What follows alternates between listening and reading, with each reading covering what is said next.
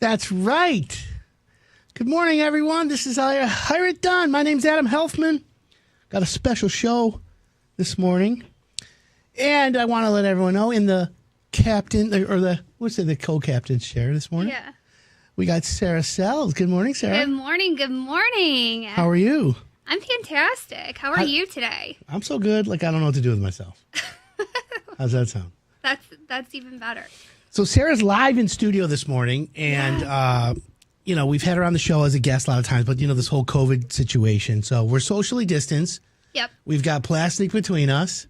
We're wearing masks outside of the studio, Purell baths, Lysol. all kinds of crazy good stuff. We got everything.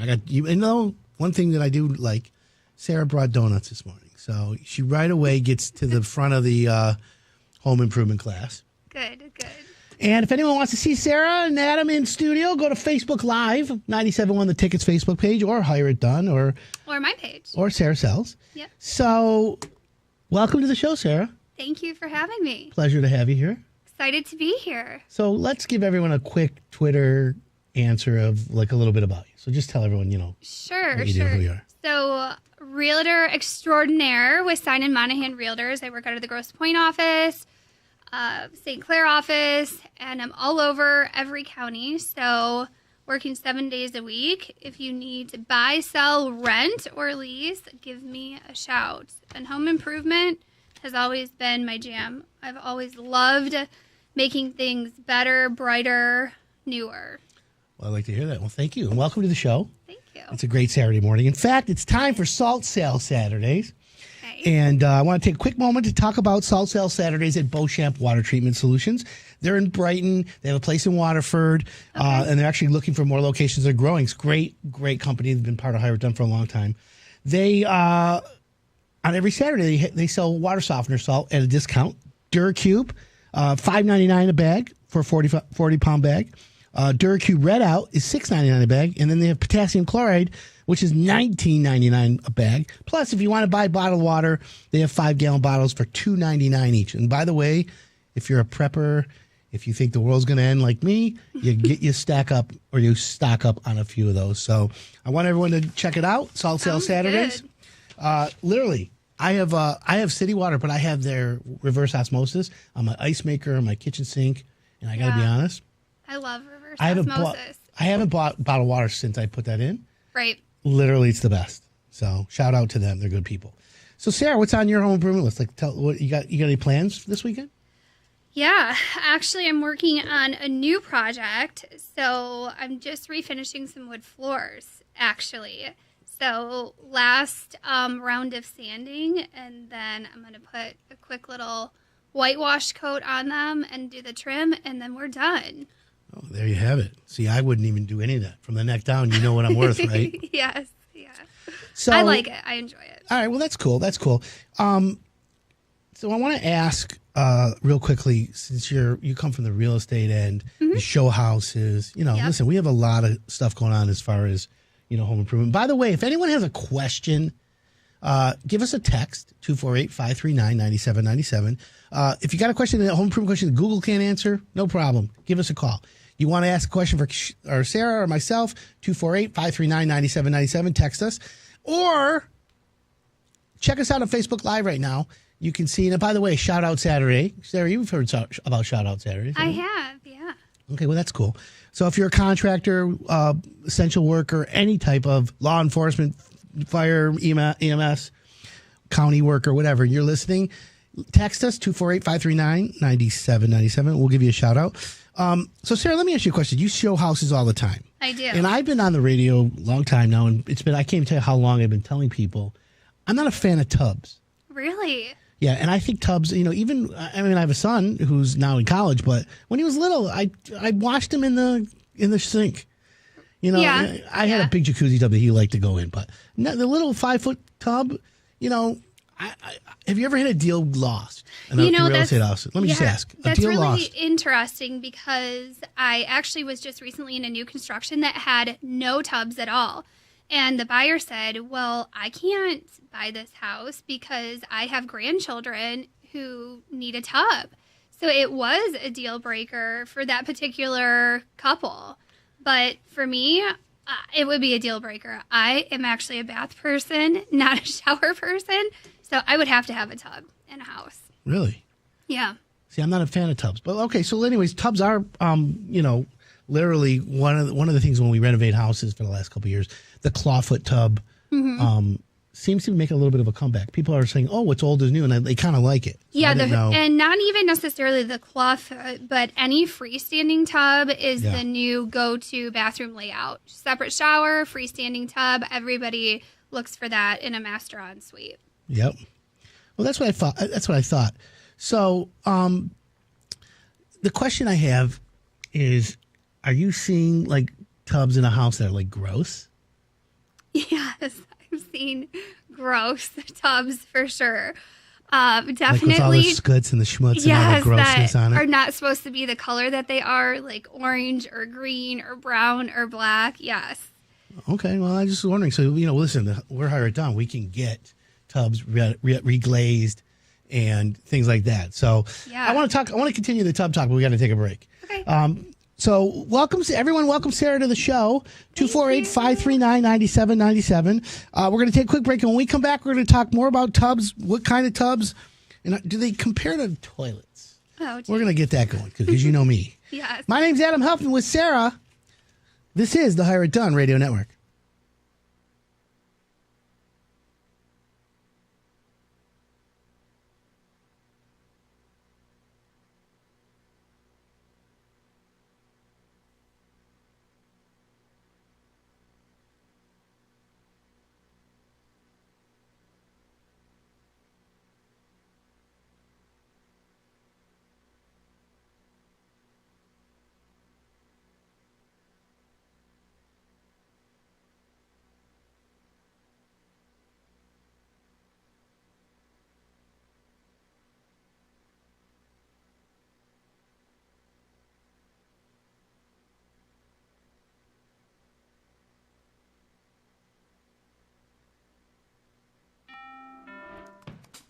Your house brought you together. Like, really together. And although together with more space is better. With Rocket Mortgage, you get personalized loan options, closing costs, and tax estimates all in real time. So when you need to know what it takes for a home to fit your budget and your family, Rocket can.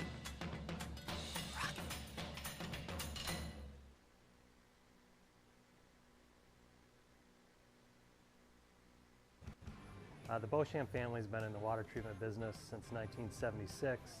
Well, we moved on to well water, and my mom experienced well water for the first time, and her hair was discoloring, the toilets and fixtures were discoloring, and my dad went around and shopped many different type of water softeners and forced him to really learn about water and how to properly treat it. And before we knew it, our family entered into the water business because my dad was so fascinated with everything that went along with it. For us growing up, it was going to school, learning our schoolwork, and then going home and learning our water treatment home schoolwork. Most of our problems that we run into are a lot of iron issues from well water, calcium buildup, odor in the water, smelly water. Arsenic's been a big thing for us. Most of our work has mainly been on well water, but we're definitely branching into city water because of that market there's a lot more people that are more knowledgeable. There's a lot more public knowledge to that. You hear it on the radio, you hear it in the newspaper.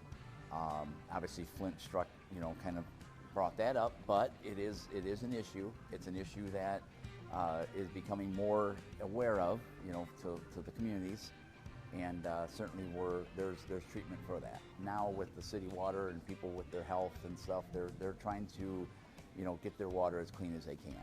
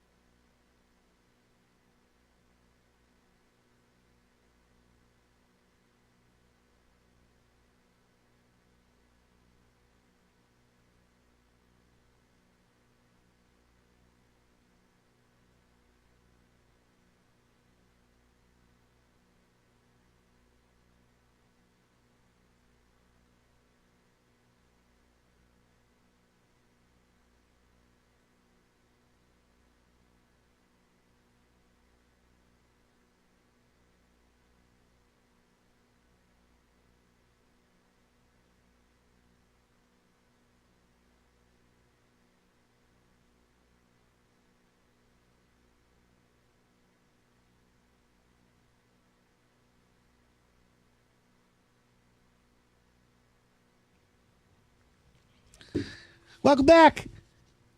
This is Hired Done. My name's Adam Helfman. In studio with me this morning is Sarah Sells. Welcome back, Sarah. Thank you. Super So, excited. yeah, we were talking about tubs, and Yep.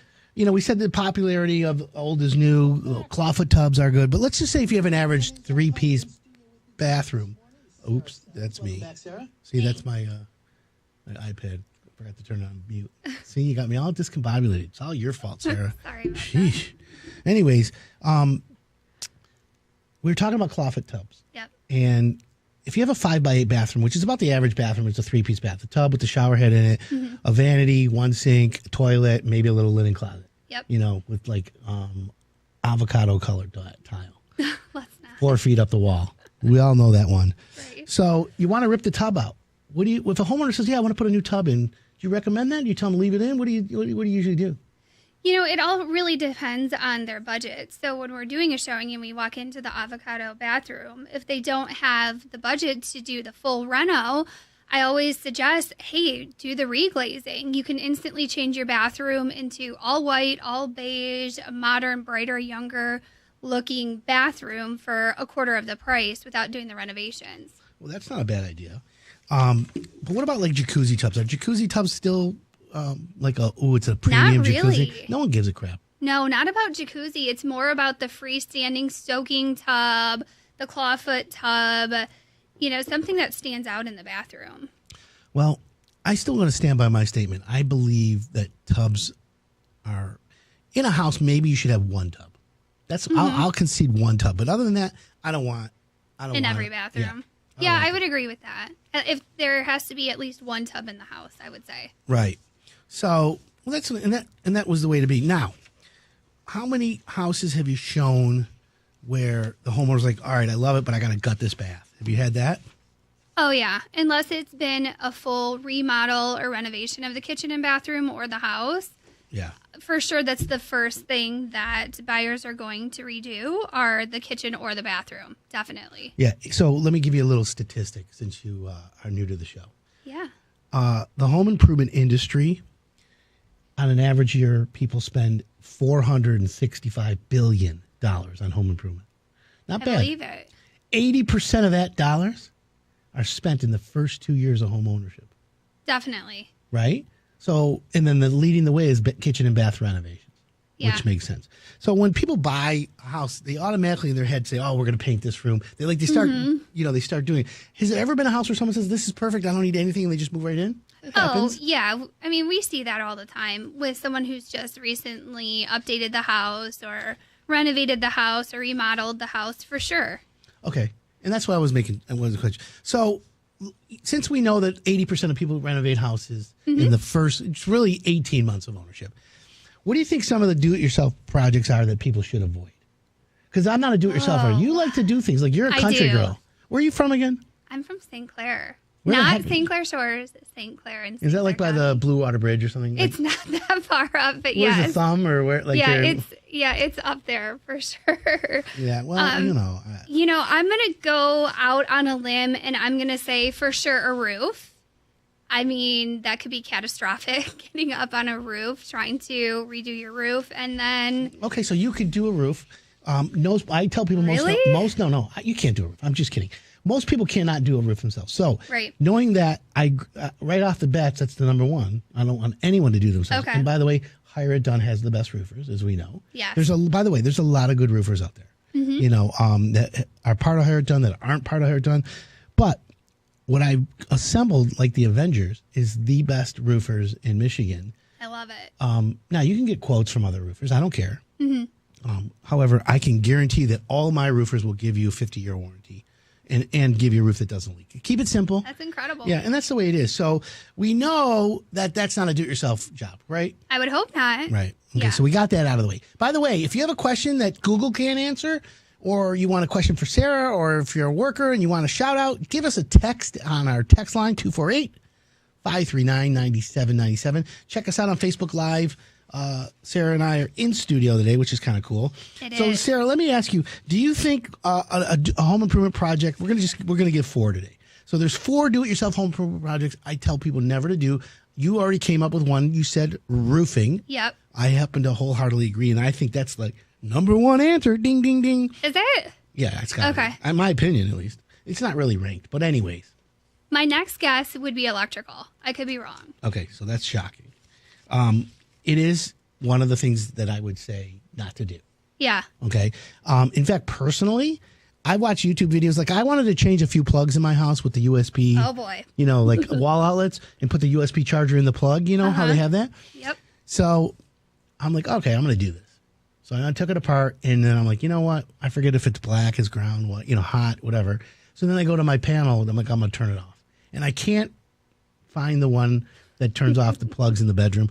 So, of course, I start clicking breakers, and, you know, clocks are start blinking 12 o'clock now. And, Right. and I'm just like, oh, F. You know, I just screwed it all up. So, long story short, it's one of those things that you just shouldn't do yourself. I looked at a YouTube video, and it's like, I oh, agree. how to change a plug in 10 easy, you know, 1 easy step, 3 easy steps. What? Electrical, yeah, let's agree. No, don't do electrical yourself. Correct. Okay. My dad is not allowed to ever do any more electrical since he tried to do it once and something caught fire. And I don't know if he's listening. Sorry, Dad, but we know that you're not handy. So we hired all out with Hire It Done. Yeah, well, there you go. So your dad caught a fire. Was it successful? He was successful at catching the house on fire. He was not successful at any electrical anything that he's ever attempted. No. Okay, well, I'm just asking. You know me. When someone has a house fire, you know, there's a whole category Hire It Done called insurance reconstruction. So It wasn't that bad. We find out that homeowners successfully did the electrical, is what we call it. All right, so we've got roofing, never do yourself. Electrical, I agree. Always hire a pro. How about mold removal? Ooh. Now, how many houses have you know, Sarah, by the way, for anyone out there, Sarah sells. She is a real estate agent as well. Yep. If you show a ton of homes, when you see mold in a house, is it the obligation of the agent or the not the listing agent, but the showing agent, whatever it is, you bring a customer in the house. Let's say you see mold. Yep. Or you see a defect, or you see something like going on. Like, I've walked in the house and there's water on the floor. Yeah. Do you have an obligation to tell the listing agent or the owner? Oh, absolutely. What do you do? So the first thing I do is point it out to my clients, like, hey, there is a problem here. Right. Now, I am not the professional that can tell you, is this just surface mold? Is it black mold? Obviously, that takes further testing and knowledge. However, yes, that's my next call. After my clients and I notice it, I'm calling the listing agent, hey, were you aware? This is what we saw. And it's very common in basements, right? Anywhere where there's moisture that comes in, especially basements, attics, things like that. Okay. Well, that's valid. So, just so we know, mold is something I don't like people to do. Now, we all grew up with mold. I think mold, the 4-letter word that freaks people out, Yeah. to be honest, we grew up with it, right? In fact, it's not the end of the world, but some people react. Yeah, some people are highly allergic. Right, so it does, you know, pulmonarily, whatever you want to call it, in the lungs, it hurts out. All right, we're going to take a quick break. We got a couple more do-it-yourself projects that you should have a pro do, and we're going to get that going when we come back. 248-539-9797. Text us if you have a question. Yes, this is Hire It Done, and my name's Adam Helfand. We have Sarah in the co-host seat today. We'll be right back.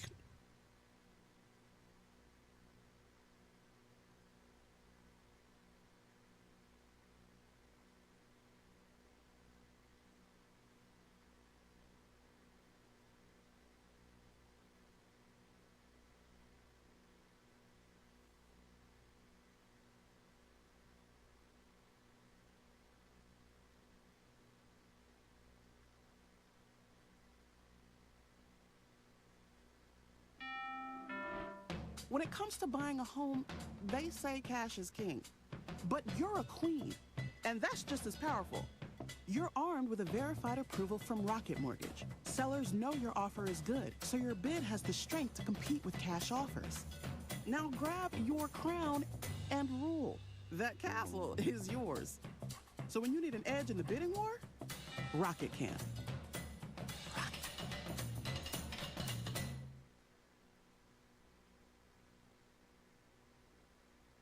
Hey everyone, it's Adam Helfand from HireItDone.com.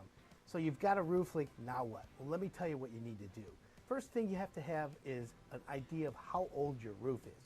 A lot of people who bought a house, the roof's been on there for years, you don't know. So the first thing is you need to identify how old your roof is. and that's going to play a part later on. So if you've had your roof done by a previous contractor that you know, reach out to him and ask him how to make a warranty claim, or have them come out and inspect the roof and see if they can fix the leak right then and there. Now, a lot of people don't know about warranties. There's two types of warranties. There's the manufacturer warranty and the contractor's warranty. The best warranty, obviously, is from the contractor, because that's the person who installed it. If you ever read the fine print on a warranty from a roofing manufacturer, you're going to get lost in a lot of legal mumbo jumbo. In fact, there are contractors out there who will tell you that the roofing warranty is not worth the paper it's written on. So my opinion, and from my experience, it's better to go to the contractor who installed the roof and ask him about his warranty. There's where you're going to get the faster and quicker service. So what happens if your roof doesn't have coverage from the warranty? What do you do now? Well, that's where you call a roofing contractor who should be certified by the manufacturer, who can come out and assess the damage and also provide you with a solution. Not always are they going to say that you need a brand new roof. They may say it's flashing, or they can replace a few shingles. So you've got to ask the roofer before he comes out, do you do roof repairs? That's an important question. So most homeowners, when they have a roof leak, in the back of their mind, they're thinking, oh boy, I think I have to replace my whole roof. And that's not a small investment. A roof is quite expensive. So if you do need a new roof, you need to make sure that you know that you really do. Are your shingles worn out? Are they curled? Are they old? Are there missing granules? Are there bald patches on your roof? Those are items that you need to look for to make sure that you really do need a new roof. Now, if you find a great roofer and he gets up there and shows you pictures and walks you through the process of a new roof, you'll know right away if you need a new roof. So if you find a leak in your house, guess what? It's pretty simple. You can leave a comment below or visit hireitdone.com. Click on Ask Adam. I'll personally answer your roofing question. And if you think you need a new roof and you want to find great contractors, hireitdone.com has the best roofers in the business.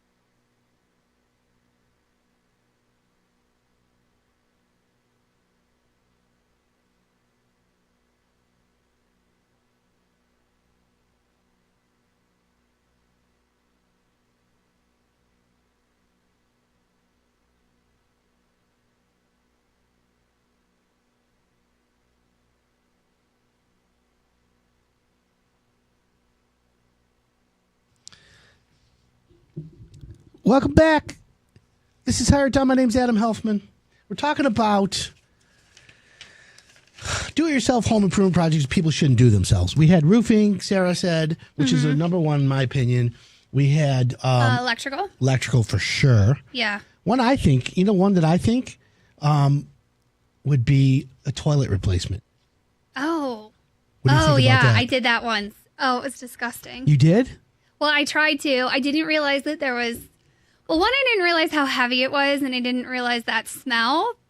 Oh, really? A toilet, when you're taking it apart, you don't realize the smell? I didn't know that there's actual fumes when you take it off.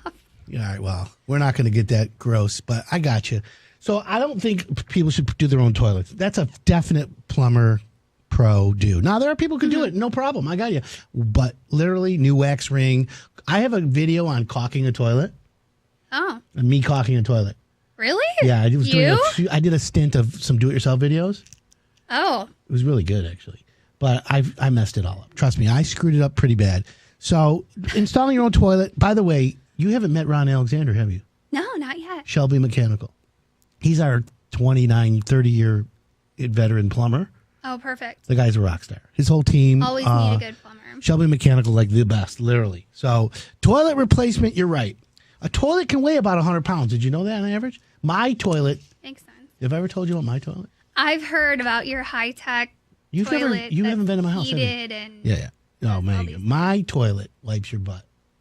Okay. My toilet has an exhaust fan. All right. My toilet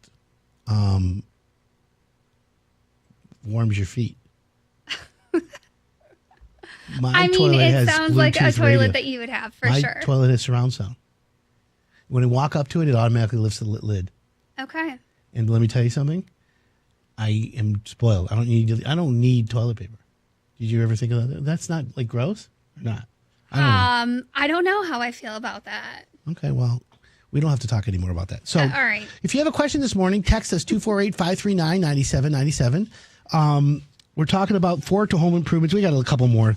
Here's another one that I don't like. The toilet placement we talked about. How about windows? Put your own windows in. You ever done that yourself? No. Yeah, well, let me just tell you. Don't do it yourself, okay? Because the window, by the way, you know what the best window for your house is? Does anyone know what the best window for their house is? 248-539-9797. Triple pane? Well, you can guess all you want, but let's see if people get it. Text us this morning if you know what the best window for your house is. 248-539-9797. We got a text. Adam, ask Sarah how much value getting a new roof adds to a home. Thanks, James. So any home improvement that you do to the house, roof, remodel, you're looking at getting about 50% back in return. Of course, that's one of the biggest ticket items that can be done on the house, but you can't expect dollar for dollar. If you spent $17,500, we're not just going to automatically tack on that amount to the purchase price or the list price. I got it. Okay, so let's talk about roofing since I want to slightly disagree with you. So here's what I'm thinking. And by the way, you may, from your experience after closing, have homeowners call you and say, oh my God, the insurance company who insured my house said I need a new roof now. Why didn't the inspector catch it? A lot of insurance companies will do a roof inspection now. And they'll be like, oh, yeah, we gave you a quote, but we can't insure you because you need a new roof. So an average roof today is $12,000 on an average size house. Literally, a brand new roof, if it's done right, will add at least the value of what you pay to your house. So if you spent $12,000, your house is worth $12,000 more after a new roof. That's that's statistics from the Harvard University's study on home improvement retail cost guides. A lot of real estate agents, by the way, participate in that. But it always depends. It depends on the location, depends on the rest of the house or whatever. So here's the deal. I just bought a home. Oh, hold on. Let me ask you a couple more questions. Sure. Please explain the cost renovating to a freestanding tub to your listeners, seeing that's the smallest decent tubs, which is 30 inches, and in older homes like mine, bathroom finished door openings are 28. When I change the tub, I have to pull the jam out. John, yes. So you're right, John. So original bathrooms from houses built in the 50s, the bathroom doors was 28, some 30, some 34, some 36, right? Yep. But the 28-inch door is that 50s bungalow / smaller house. Yes. How do you get the 30-inch tub through the door? You have to take the jam off. There's no other way. Okay. Just did this on one of my bathrooms. The other way you can do it is get a tub insert. Those are, unless they're installed right, they're really risky. But we can talk about that. You have to have the right company, like Atlas Home Improvement. They know how to do it. Here's another one. Is half of it already... Wait, hold on. I just bought a home, and I'm thinking to turn half of my 2-car garage into a personal gym. I'm thinking about insulating and adding drywall to the wall. Is half of it already insulated from previous owner? I'm curious if it would all in vain if I didn't insulate the roof. That's a good one. So here we go, Sarah. So someone has a garage. Okay. Typically, the wall that the garage, if it's an attached garage, the wall that's attached to the house and the garage, the joining wall, that's insulated. A lot of times the rest of the walls aren't, but you don't know. I would call an insulation company to ask to find out, or you can pull away a plug, a wall plug, and you can see. Now, if you're going to do a gym, yes, insulate the walls, put the rubber on the floor, the gym mats, so it'll prevent the heat loss or the cold from the concrete. And then you can actually hang a heater from like an infrared heater for when you want if it's super cold. Wall that would be easy. We see those a lot in the garages too. Correct. Ding, ding, ding, ding, ding. The best window is the one. You ready? Yes. You're laughing at me. People who listen to the show are all getting this. You should have put your name, guys, because I would have said hello. Here it is. Dan in Austin, Texas, who's listening. The best window is the one that's installed correctly. Oh. Mike from Westland got it. Yep. Wood windows, Randy. This is true. Randy from Farmington Hills said wood windows, close. The best window is the best installed one. Yes. So yes, the best window, my friends, is the one that's installed correctly. So if you take a Marvin window, a Pella, or a wall side, or any window in between, if you install it wrong, it's worthless. And I'll give you an example. I can take wall side windows, which is a local window company, owners and then salespeople and the manufacturer. They're fantastic people. Yes. They're not hired on, but they're fantastic. And it's the window, their market is for every homeowner. However, Right. their window's a good window. If it's installed properly, it's a great window. Insulated, caulked, done right. You take a Marvin window, which is a premium window. So you take a Marvin core line window, which is a great window. It's like the Rolls Royce, and let's just say wall side is Ford. Okay, and I drive a Ford, by the way. So if you take a Marvin window, and let's say the wall side window is $600 for the opening, Right. and the Marvin window's probably $1,800, same size. Right. If you install that $1,800 window wrong, it's worthless. Yeah. So the key, my friends, and everyone who's buying windows, it is so important to know that the best window is the one that's installed properly. So when you ask the salesperson, Sarah, or whoever it is from the company, you got to talk to them and say, I understand the window is triple pane, double pane, low E, argon, welded corners, insulated, foam filled, blah, blah, blah, blah, blah, blah, blah. However, you got to say, okay, tell me about your installation crew. Yeah. Are they window installers? Are they carpenters? How are they finishing it? Are they caulking it? Are they bending aluminum? What are they doing? Are they doing brick to brick? There's a lot of questions you have to ask. Now, a good window company will walk you through those it's questions. done. Yeah. Yeah. Now, so with that being said, windows are Yeah, not I a can do-it-yourself definitely project. see that as a not do-it-yourself. Yeah, that's my opinion, and I'm glad that you like that. So, 248-539-9797. We've got Sarah Sells in studio. If you have a question for us that Google can't answer, you're a essential worker, police, fire, county, anyone, or a contractor. Today is Shout Out Saturday. We would love to give you a shout out. Sarah, let's talk about do-it-yourself projects that add instant curb appeal, because a lot of times homeowners pull up to a house and they're like, the outside's gross, right? But the Yeah. inside's like a palace. So the question is you got houses that have potential. Do you classify houses when you go out to them? Does this one have potential? Does this one have no potential? Is this a pass? Like curb appeal? We got to call the landscaper in to take care of business. I think every house has potential. Okay. I think that you can do anything you want with any house for sure, whether it's the curb appeal or the inside. So I try and paint a picture that may not already be there. Okay. So, what if we added grass to the front to add some dimension? And what if we took those shrubs out? What if we added a porch? What if we added some shutters? Just different suggestions to change the landscape of the front. Okay. Well, I understand that. So that's probably good advice. What happens when homeowners say to you, all right, I want to buy it, but I want to buy it contingent upon them changing this, that, or the other? That's something that we're going to have to talk about after the break, because we already have another break. Is that crazy how time flies when we're having fun? It does. 248-539-9797. You're a contractor. You want a shout out? Today's Shout Out Saturday. Essential worker, Shout Out Saturday. Or if you have a question for Sarah or myself, we'd love to know. Apprentice carpenter, window installing kind of sucks. Yeah, you're right. But you do it right. Shout out to you, brother. All right, more coming up next. My name's Adam Helfman. I've got Sarah in the co-host seat today. We'll be right back.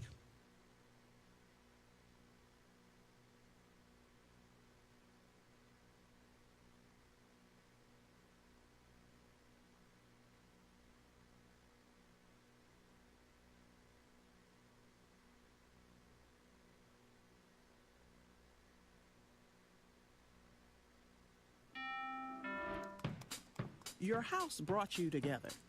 Like, really together.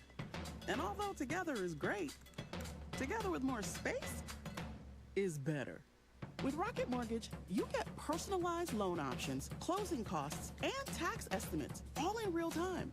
So when you need to know what it takes for a home to fit your budget and your family, Rocket can.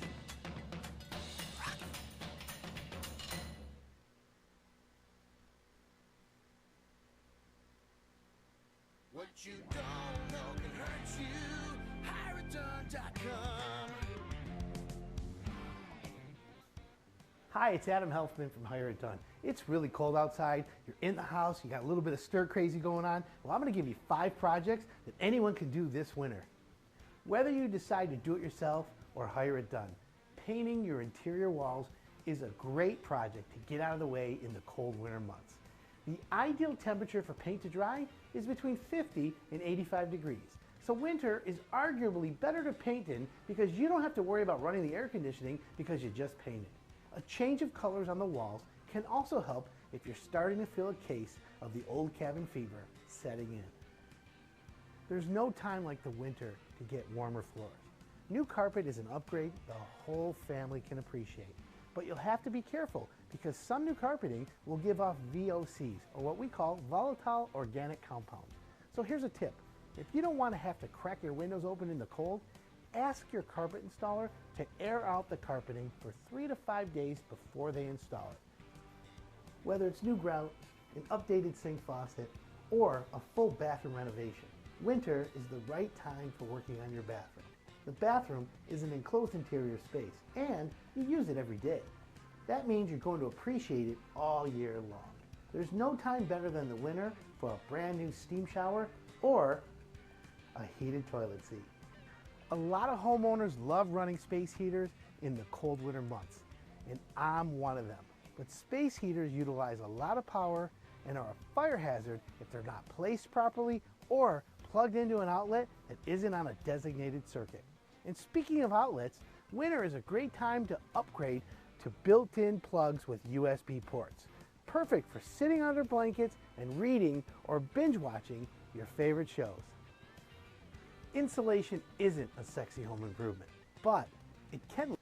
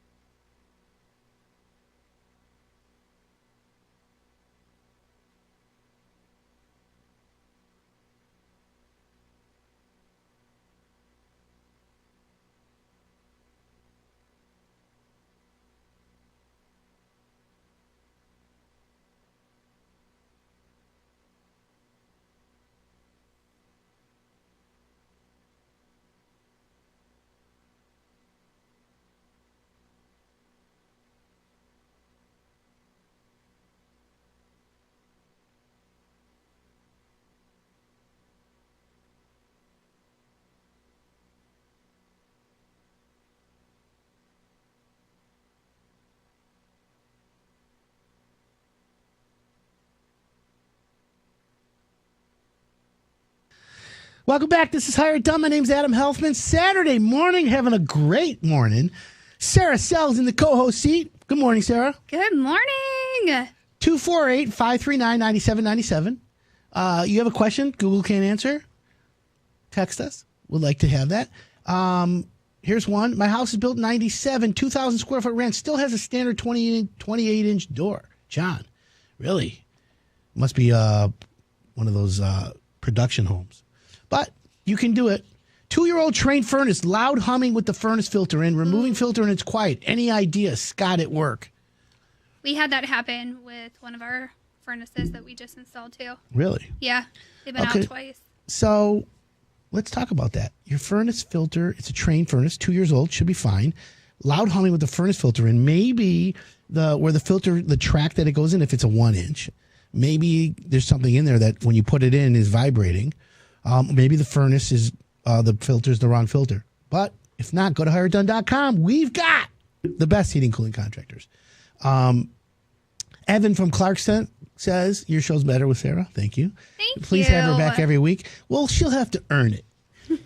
I have to earn my keep. Yeah, right? Love the show. Want to shout out to my mom for being an essential worker at the pharmacy doing COVID testing. Dan and Macomb. Shout out to your mom, Dan and Macomb, of course. Thank you, Mom. Right? Shout out to Matt Hatz from MCCS Construction. He's a contractor who's listening. I know him personally. Great. Like literally, if you want the best, go for it. Larry Karish for SAS Roofing. He's listening. Shout out to them. I know Steve Safey. Tell him I said hello. We'll let him know that. And so let's talk about this, Sarah. Let's get to some good home improvement stuff, okay? Yeah, let's do it. Oh, hold on. 248-539-9797. Recommend a good electrician for installing some additional lines to breaker box. Gary in Commerce. You know good electricians? I know a lot. I do too. All right, so we have a guy who's actually from Waterford. He's real close to Commerce. His name is Voltron Power. How about that's a good that, name. right? So just go to hiredone.com. We got Voltron Power. Good guy, literally. And we have fun with him. Mono Hernandez is my boy. He's listening to the show. We have so much going on today. Hey, I want to shout out for my mom. I love the show. I'm sitting in a van waiting for a homeowner to wake up and open the door. I'm ceiling specialist. Honest, probably top 10 in the state, drywall, grid, and acoustical ceiling. 21 years of experience. Love it. I now do all base remodeling on the carpentry and would love to show you what I can do one day. Adam@hireitdone.com is my email address. By the way, we got to get you a Sarah one, by the way. We do. Sarah at Hireitdone, yeah. Or Sarah Sells. Rich from Sterling Heights, thank you for tuning in. So, Sarah, let's talk about do-it-yourself projects that add instant curb appeal. Let's talk about it, Adam. Okay, so paint is number one in my opinion. Oh, I love a new paint job on a house. Really? Yes. What's your favorite color? Nautical blue. Nautical blue? Yeah. Like, that's like a Tiffany blue? Nope, not Tiffany blue. Definitely like the nautical color blues with the gray hues in them. You can go any direction with them. Add white to it, add black to it, add cedar to it. It's great. 248-539-9797. Got a question Google can't answer? You got a question for Sarah or me? Give us a text this morning. So yeah, painting obviously. So you like your favorite color is royal blue or nautical blue? Yeah, you know what? I I like think green. more for vinyl. And then for brick, I'm totally a whitewash brick person. Really? I did a project in Bloomfield Hills. We lime washed the brick. Yeah, it's gorgeous. It's a mistake. Okay. Lime washing is something they did because they had stuff and they threw it on some walls. Don't ever do it. It's Not hard. in Michigan. If you have a house that has lime wash on it or the builder's supposed to do it, ask him in 3 years what he's going to do when it's peeling, clacking, it doesn't look right, there's splotchiness. it. Don't do it. Anyways, so I like paint. You agree. Paint do. is the way to go. Okay? Yeah. It makes a huge impact. Now, you walk up to a house and paint just the front door, right? Yes. And the front door will give you a little bit of a good. Now, is there I any door love colors a- not to a color you say stay away from? Stay away from, I'm not sure. I mean, I love a good red front door. Right. I know, totally classic, traditional, red, white, black. Do a fun pastel color. One of my girlfriends has a blue house and she did a coral color door. It looks amazing. Not my style. Not my style either, but it looked great. Well, how about just doing like brass hardware and a brass toe kick? Would you do that? Yeah, of course. Just changing out the hardware will obviously make a big difference. Matte black is really popular right now. Switching everything out from the brushed nickel. Yep. Or the gold tones are back now, believe it or not. What about a cool mailbox? Definitely. Right? Yeah. See, here's the thing. My house, my mailbox is across the street. Oh. And my mailbox sits next to the neighbor across the street. So people always, when I say, like DoorDash and Grubhub, because they know me, but I'm a VIP. I'm sure. I had to put a arrow To identify. on my Deliver mailbox here. to point when they go. I'm like, okay, my house is on the right when you pull in, but Yeah. the mailbox is across the street, and there's an arrow pointing to my house. That's my house. People are like, which house am I? They're driving around. The arrow. Yeah, I got to come up with a better way. If anyone has any tips on how to make sure people can find your house, maybe put a boulder and paint it pink. I don't know. The house is a that. pink boulder, right? So, long story short, we got to figure that out. If you have a tip for us today, text us 248-539-9797. Josh from Voltron Power is the way to go. So let's see if he has his website on here. Josh Young from Voltron Power. If you need an electrician. Hi, Adam. I have a 1988 home. It's a small porch overhang with two pillars that aren't in the ground. They stop at the bottom of the floating porch. The overhang is now starting to bow slightly. Cost time guesstimate. Matt. So, Matt, without seeing it and based on that, you're gonna it's gonna always sag unless you have some sort of footing or some support under it. So we got to figure that out first. But then the other thing is the header above it. Is it 2x6s? Is it overspanned? Those are the questions we got to ask in order to know if we can solve the bowing problem. Anyways, we're talking about do-it-yourself projects that raise curb appeal. Mailboxes, front door, paint. Light fixtures. New exterior light fixtures? Yeah. I have two with the bulbs. Like I have the two posts. Okay. With the round bulb, the globes. Yeah, I like those. And they always, the electrical always burns out on it. I'm so mad. And they're underground. It goes through the concrete. Oh, so it's like a major It's fix. like open heart surgery trying to feed the wire through and thread it and blah, blah, blah, blah, blah. Forget it. Crazy.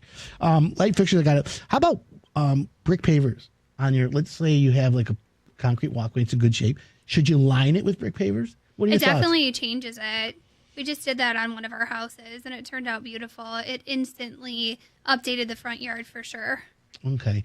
So brick pavers, though, my thing is if they're not installed properly. It could be a nightmare. Right, because if you have concrete already there, and then you put brick pavers around the border, it has to be like the base. It has to be it's got to be 8 inches. You got to do 21 AA. You got to compact it, and then you literally, it's a big operation. And there's maintenance to it. Always maintenance. Yeah. Never that. It's the way it is. Okay, so we got that.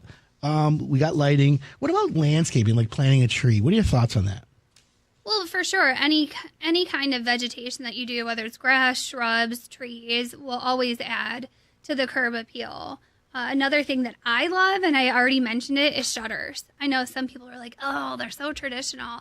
But you can get so many modern-looking ones, wood, vinyl, all different colors. I think that they instantly add something, to the curb appeal. 100%. I remember when I was little, my dad built our house. We planted a tree when we moved in. Okay. The thing's like 80 feet tall. Yeah. Yeah, I bet. We planted in 85. Wow. We moved in the house in 85. Okay. What kind of tree? Oak. Oh, so it's a big tree. Yeah. Yeah. Come on now. Listen, Hire It Done is also,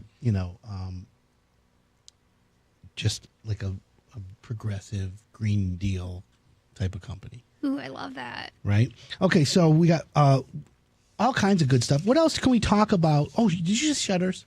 Yeah, I did. What color do you like? I think it depends. On one of the projects I'm doing right now, I did a nautical blue on the vinyl siding, and I think I'm going to go with cedar shutters to add a little bit of color and dimension. And I'm really going to try and do this year. I've said this for a couple of years, but I'm going to try and make my own window boxes. Your own window boxes? Yes. Ew. I don't know if it's going to happen, and I don't know if it's going to work, but I'm going to try. Well, here's what I'm going to recommend. Go to Pinterest, and on Pinterest, type in window box ideas, and I promise you'll be like Romper Room. You'll have weeks and weeks of content for you to look into and say if I can do it myself. And YouTube and all that. All right, we're going to take a quick break. Keep it locked in, folks. We have another hour that's going to kick butt. We've got Sarah Sells in the co-host seat today. 248-539-9797. Text us a question if Google can't answer. We'll be right back.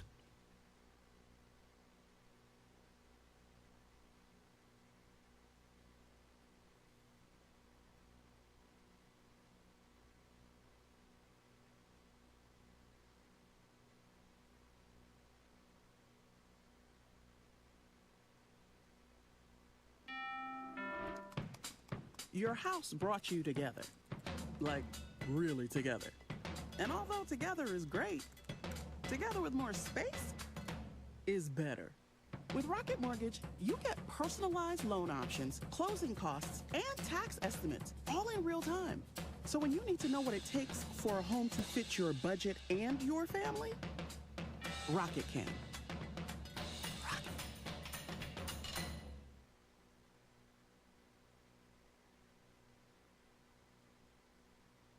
What you don't know can hurt you. HireItDone.com. One of the most dreaded terms in home improvement, particularly roofing, is ice damming. Ice dams strike seemingly without warning, attacking homes in cold weather climates with dangerous and costly consequences. The thing is, ice dams are highly misunderstood and largely preventable. So I want to talk to you about what ice dams are, how to stop them from forming on your home, and what you can do if you've already had them on your roof. Ice dams occur when the snow on your roof melts as a result of the heat escaping your house. When the melted snow reaches the edge of your roof, it then refreezes and creates what we call an ice dam.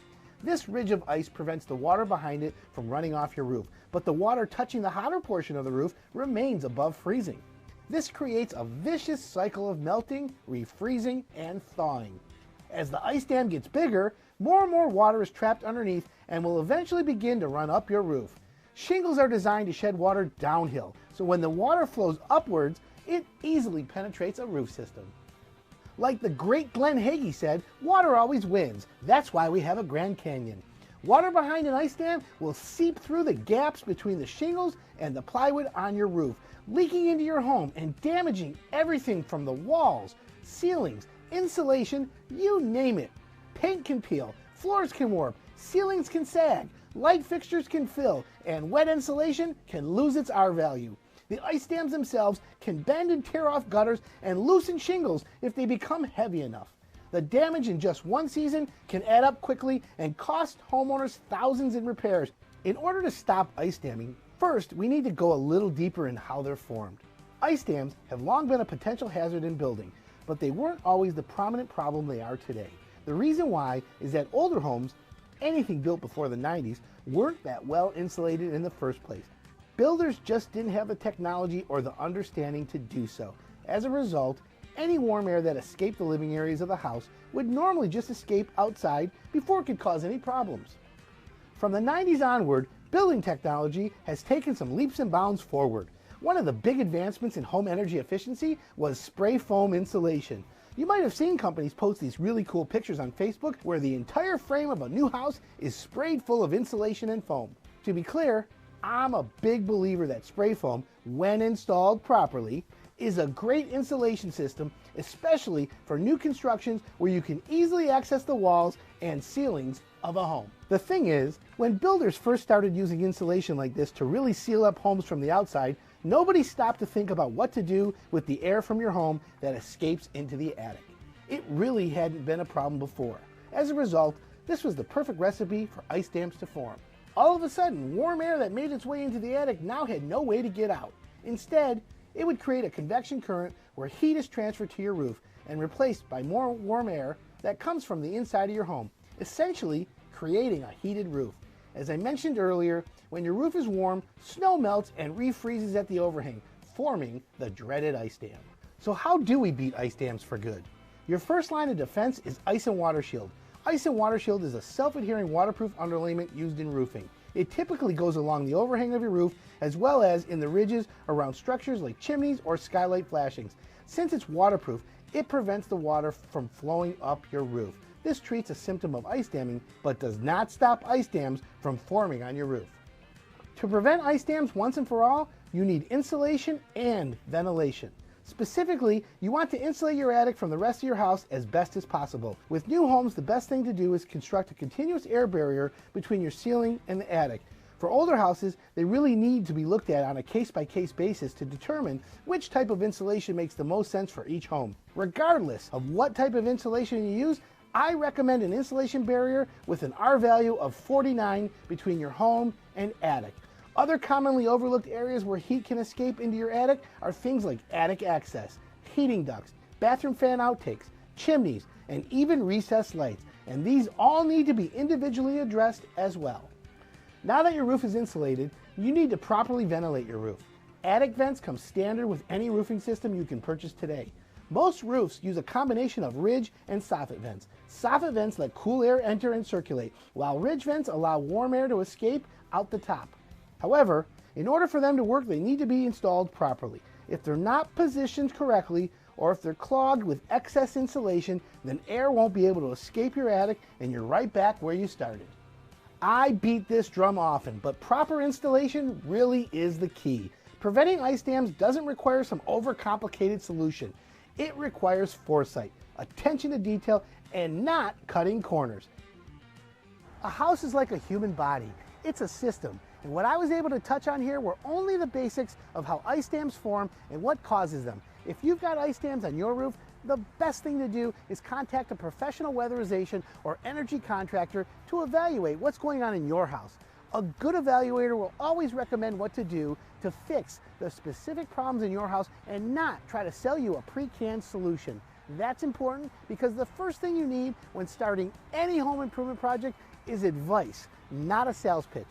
And for more great advice, please subscribe to our channel and check out hireitdone.com. If you liked the video, click the like button.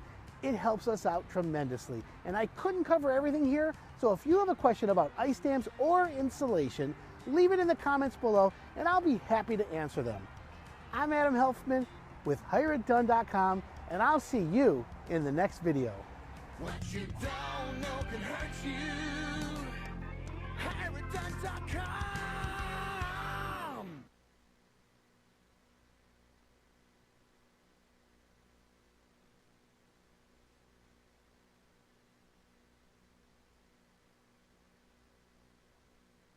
Hi, I'm Adam Helfman, home improvement expert from Hire It Done. I always hear from homeowners who like to tackle projects around the house themselves. That's why we've put together this do-it-yourself series to help you next time you're ready to embrace your inner weekend warrior. Hope you enjoy the video. Hey everyone, it's Adam Helfman from Hire It Done. Today we're going to learn how to locate your hose bib that goes to the outside and how to turn it off for the winter. So the first thing you want to do to locate your hose bib shutoff is to go outside and identify where your hose bib is. Then come into your basement or your crawl space and go to the same location from the inside of your house to where it is. Usually there's plumbing supply lines to that area, and that's where you'll find the shutoff valve. So now that we've identified the shutoff valve for the outside hose bib, what you want to do is you want to turn it clockwise. And when you turn it clockwise, that'll turn the valve completely off. So the reason why you want to turn the water off to your spigot is because in the wintertime, the water will freeze on the outside of the wall, and if it does, the plumbing will crack and the water will be coming back into your crawl space or your basement. Thanks for watching the video. If you liked it, go ahead and click the like button. If you didn't like it, or if you think you know a better way to tackle a project, then please leave a comment for me below. And if you want more great home improvement content like this, go ahead and subscribe. As always, I'm Adam Helfman with Hire It Done, and I'll see you in the next video.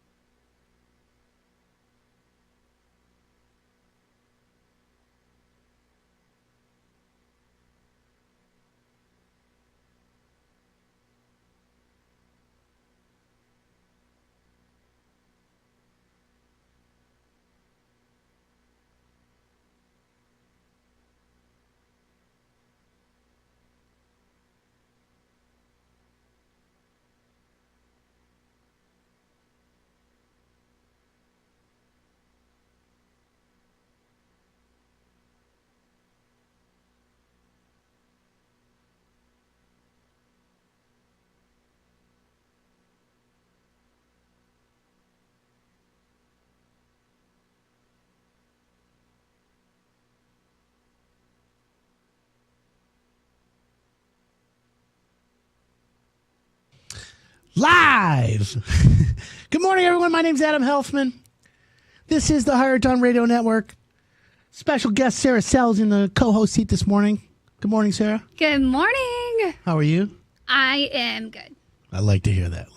Super excited. and So happy we to just be finished here. our first hour of amazing home improvement advice. How do you feel? Yeah. You feeling good? Yes.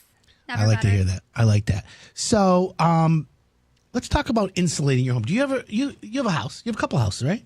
Yes. I have too many houses right now. Yes. All right. Yeah, I just was wondering. So, did you ever turn your heat on yet? Oh my gosh, yeah. But it's low. I'm the weirdo who has to have it. You like an icebox? I do. I really do. So what's low to you? I like to keep it at 67. Really? That's low.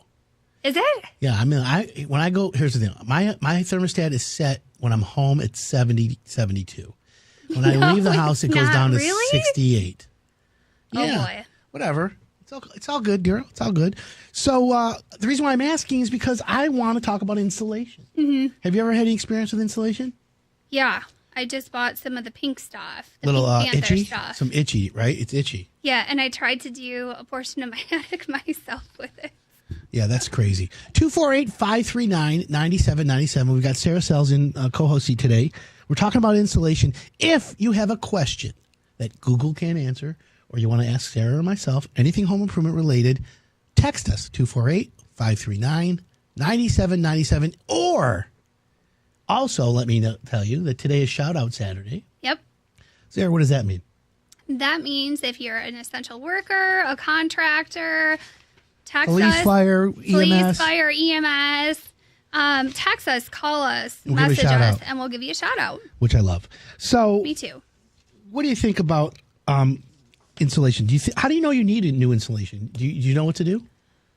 I know that you can especially notice on a roof, if there's snow on a roof that's missing, that means that you're losing some heat from your attic. Okay, so let's talk about that really quick. Okay. So one of the ways I tell people to know if your house is well insulated or not is to wait till after you have a snowstorm. So if Yeah. you get 2 to 4 inches, your roof's got snow on it, right?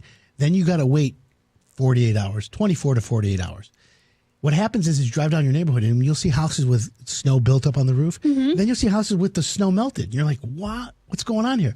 Yeah. That's the house with the melted snow, has zero insulation or lots of heat loss. Mm-hmm. So that's one good choice. Yeah, you're right. Drafts. Drafts. Around, cold drafts. You Yep. got a kid's bedroom in the corner. It's like super cold. Mm-hmm. Things like that. So how much does insulation cost? What kind of insulation? You say fiberglass, the pink stuff you call it, right? The Pink Panther stuff. Oh, it's Corning. Yeah. Yep. So that's fiberglass. Fiberglass works well if it's installed properly because fiberglass, you need the puffiness because what it does, it slows down the Okay. heat loss. Yeah. So when you compress fiberglass, it doesn't slow it down.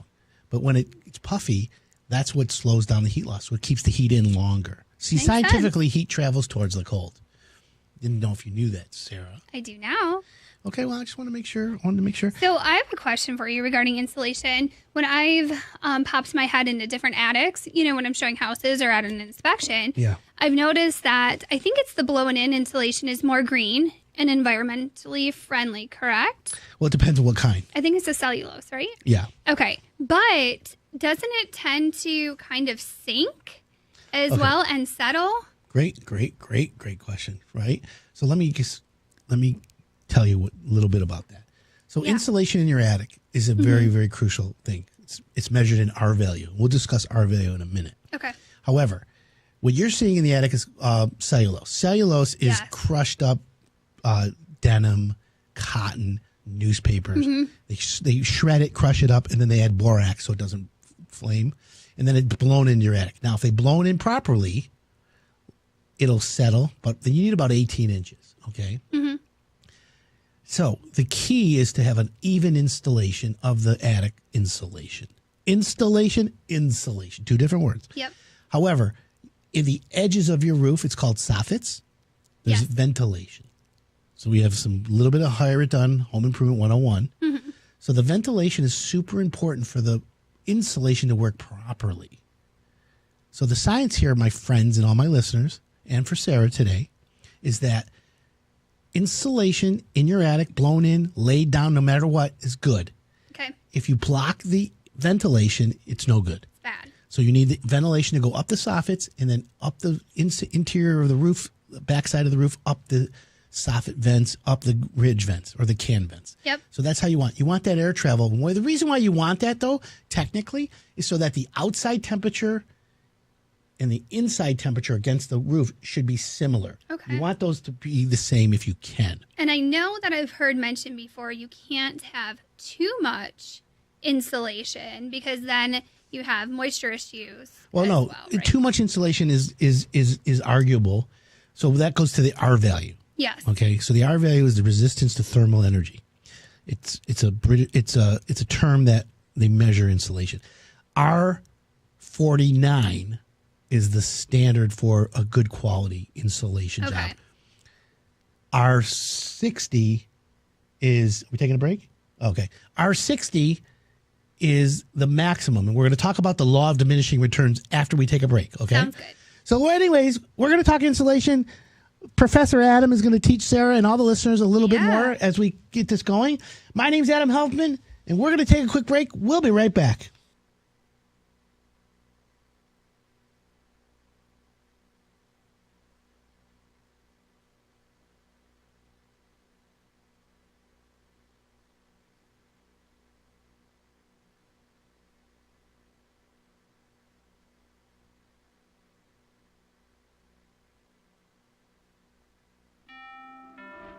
When it comes to buying a home, they say cash is king. But you're a queen, and that's just as powerful. You're armed with a verified approval from Rocket Mortgage. Sellers know your offer is good, so your bid has the strength to compete with cash offers. Now grab your crown and rule. That castle is yours. So when you need an edge in the bidding war, Rocket can.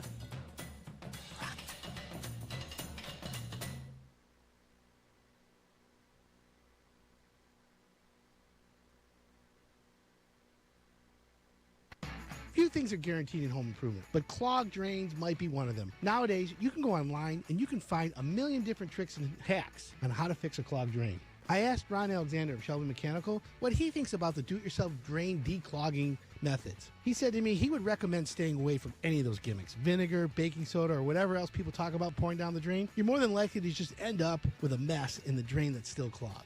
I also don't recommend out-of-the-box chemical drain openers either. While those can be effective on some clogs, they can also damage your pipes and end up costing a lot of money in repairs down the road. But there are a handful of things you can try that are safe and do work before going through the trouble of having a plumber come out. The first method that Ron recommended was the good old-fashioned plunger and using hot water. Hot water can help break down the common clogging agents like grease and soap, and the plunger can sometimes push the clog through. According to Ron, it will depend on the type of clog and where the clog is and the shape of your drain as to whether or not plunging can effectively solve your problems.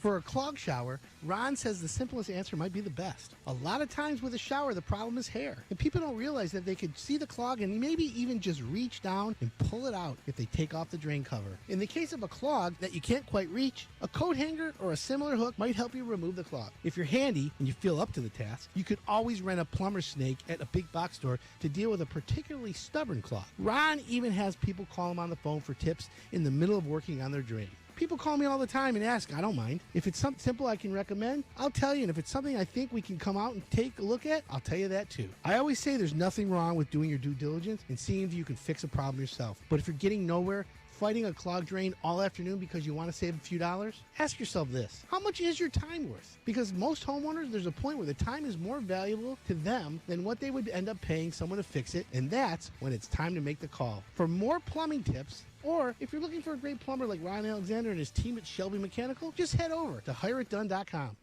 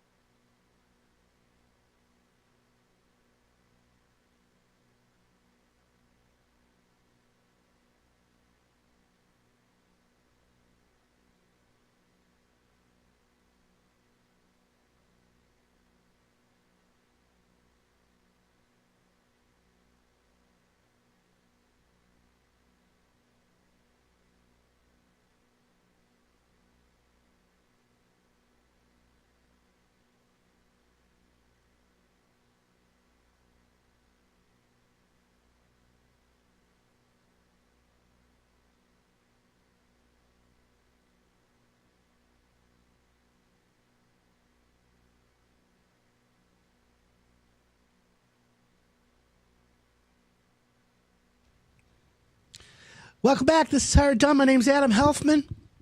We're talking insulation. What you need to know about your insulation in your home. We got Sarah, who's joining me this morning. Good morning, Sarah. Good morning. How are you today? I am fantastic. How are you? I'm awesome. Hey, Adam, I'm an essential worker. Don't forget about those of us that work in food manufacturing facilities. Gotta keep y'all fed. Love the show and go green. Yeah, Steve and Kendra. Shout out to them and everybody that's in the food business because I'm a foodie. Me too. You are? Oh, yeah. Oh, boy. We'll have to do that another time.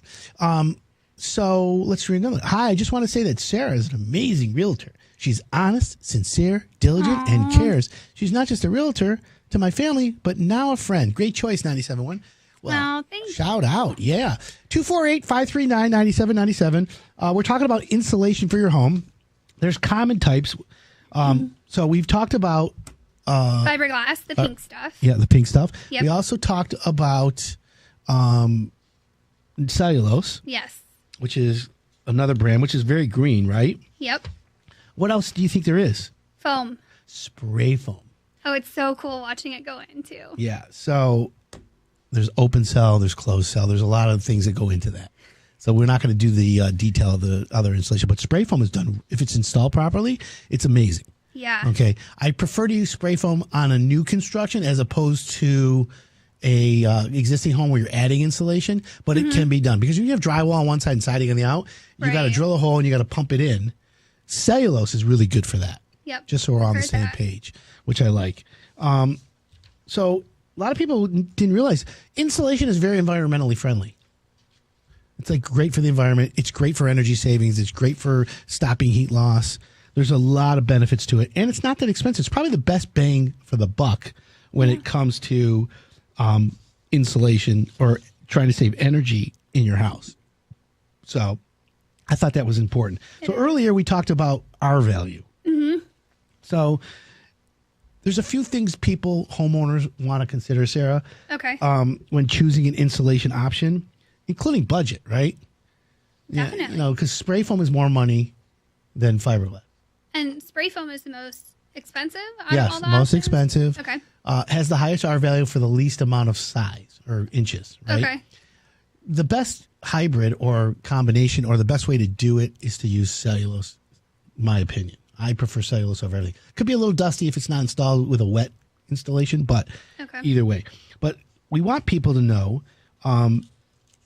what R value means. So people know, because that's how it's measured in efficiency, right? Your furnace is 90%, 98% efficiency, right?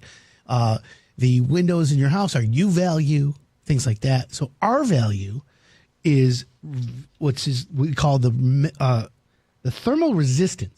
Okay, that's what it measures. The thermal resistance needed to properly insulate a home. And the reason why they come up with this is the Department of Energy.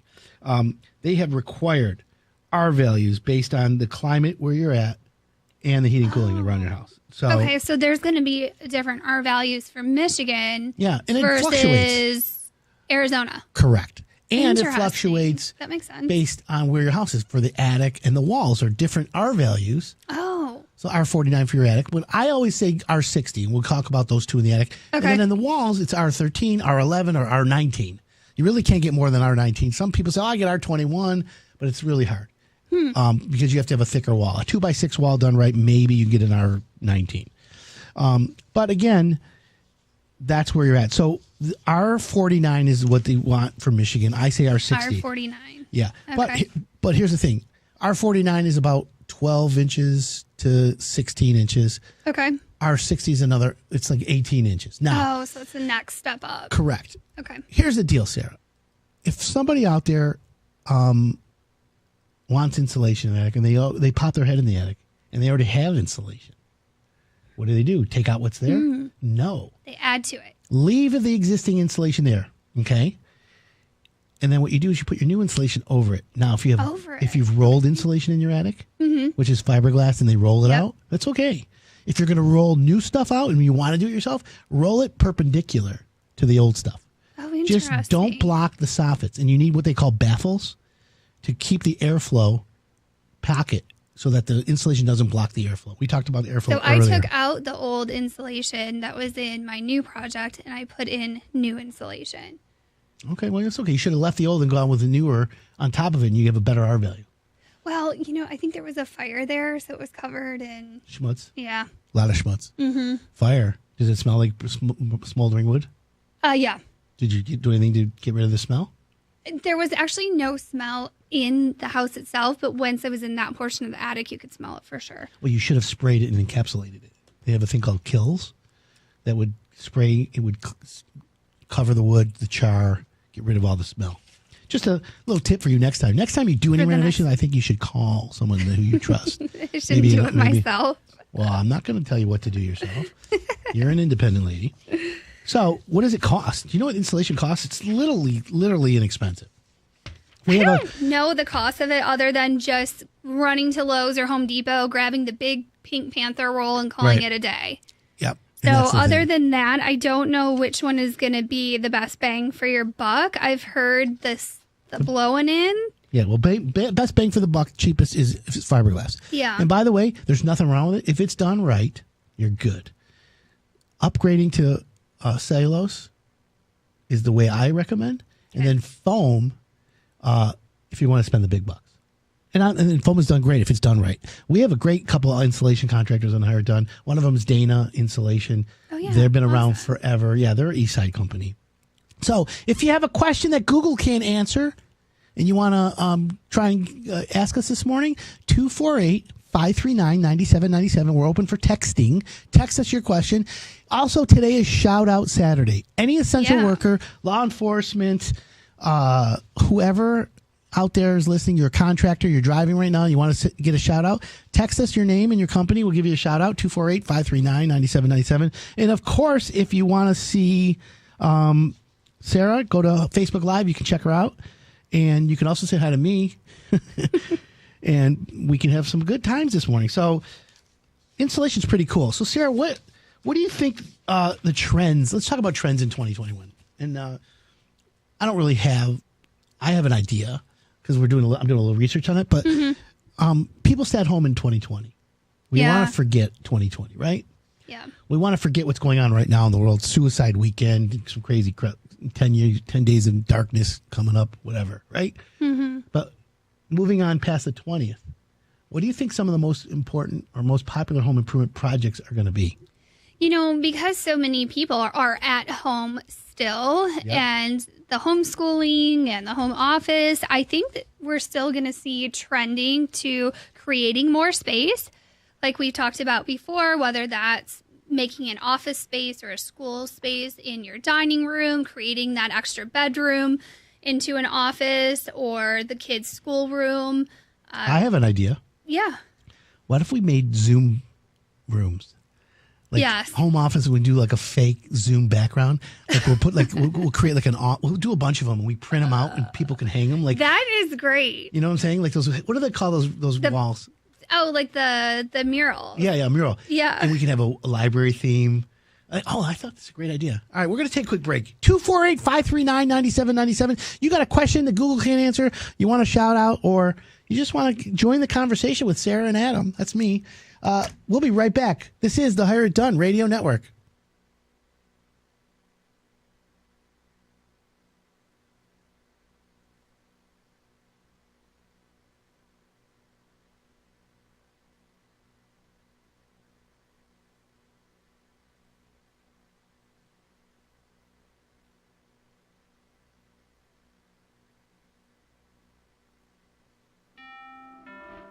When it comes to buying a home, they say cash is king. But you're a queen, and that's just as powerful. You're armed with a verified approval from Rocket Mortgage. Sellers know your offer is good, so your bid has the strength to compete with cash offers. Now grab your crown and rule. That castle is yours. So when you need an edge in the bidding war, Rocket can.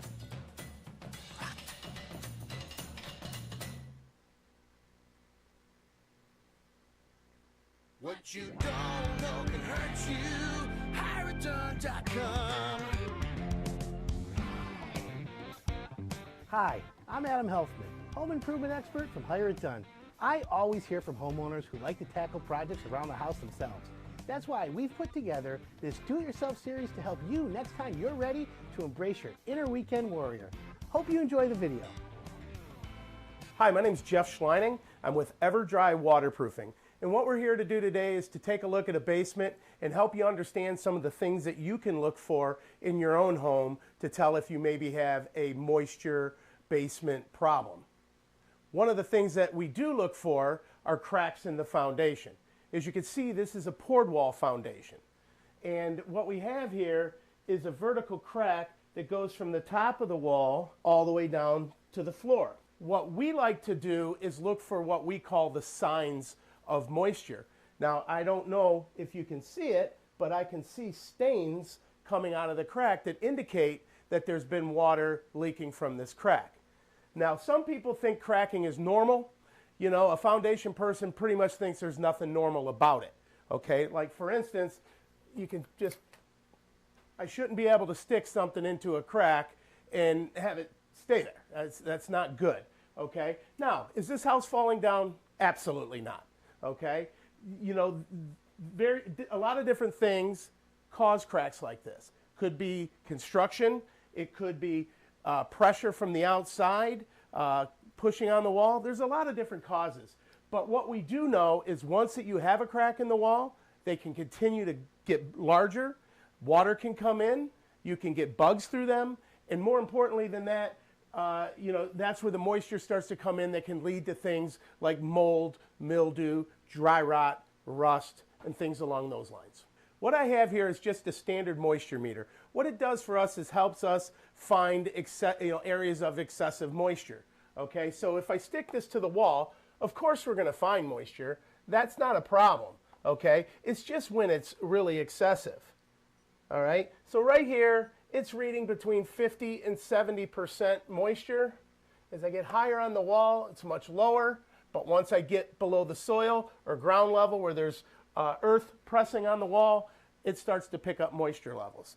We can also use a tool like this on the floor, and it has different modes, and we can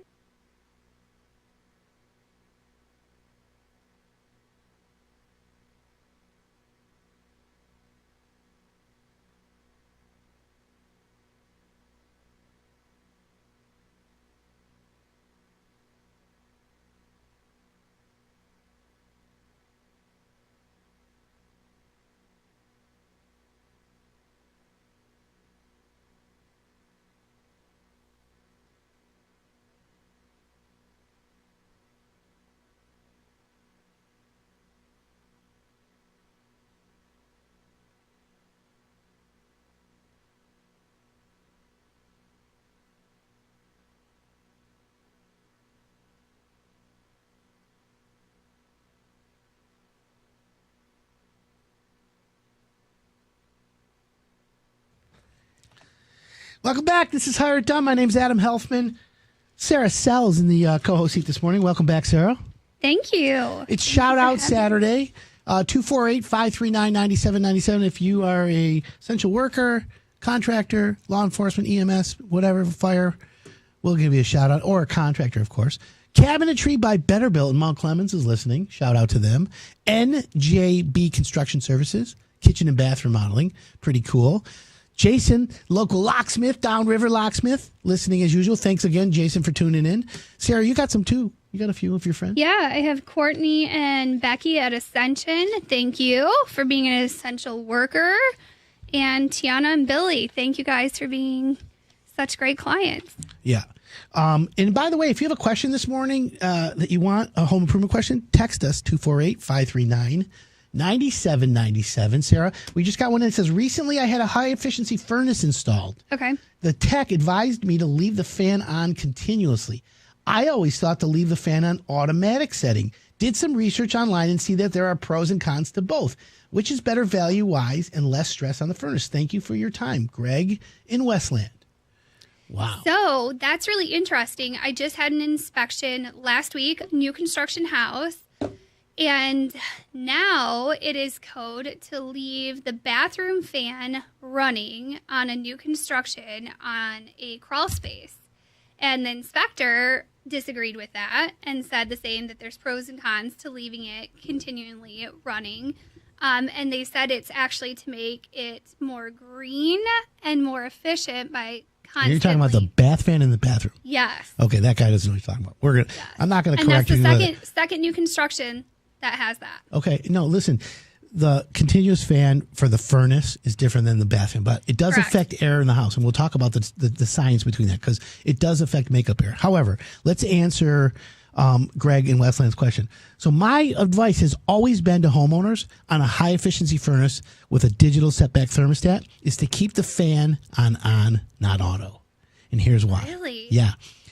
Now, Greg and Westland, the trick here is to make sure that your fan blower or your motor in your furnace is a DC motor, direct current, not AC.